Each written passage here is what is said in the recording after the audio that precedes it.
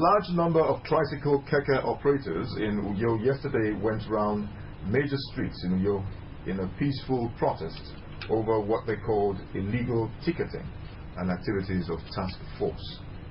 The tricycle operators displayed placards with various inscriptions and marched to the State House of Assembly and the Ministry of Transport, located at the Enyong Ewet Housing Estate in Uyo. And yet, I'd like to cut the report.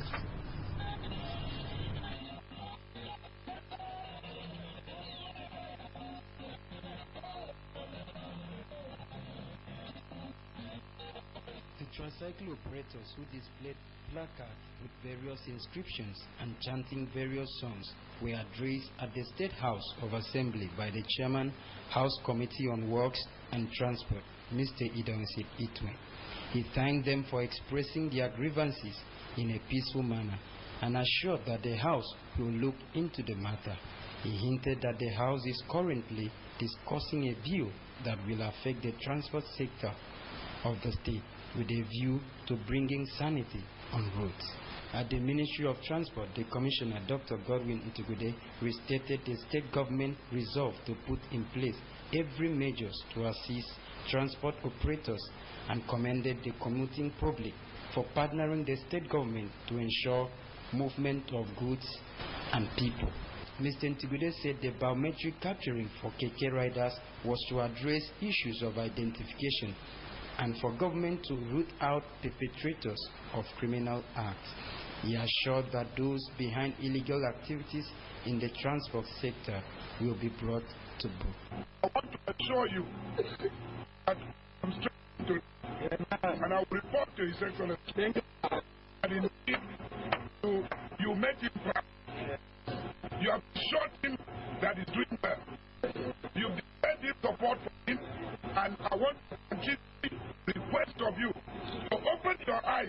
The president of the Keke Owners and Riders Association, Mr. Jeremiah Jackson, spoke on why they embarked on the protest. He said it was to attract the attention of governments and security agents to monitor and ensure that only government-approved biometric numbers are stamped on tricycle. Aniete Akpaita reporting. And from our national and international news, Samuel Ayera reports that President Muhammadu Buhari has revealed plans to seek loans from China, Japan, and the World Bank.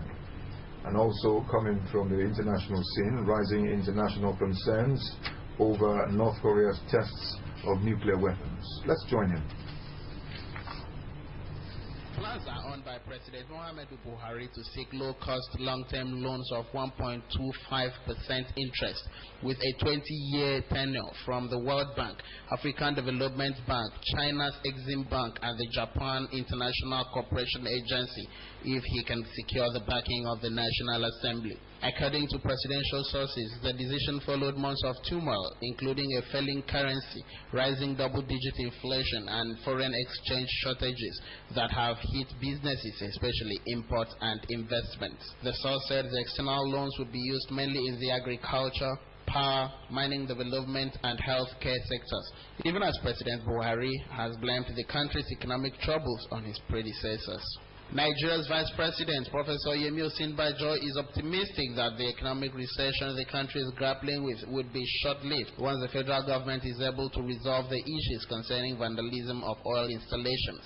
Osinbajo gave the assurance at the Redeemer University, Ede, Osun State, narrating that the loss of about 60% of gas and revenue is largely responsible for the economic challenges the nation is facing.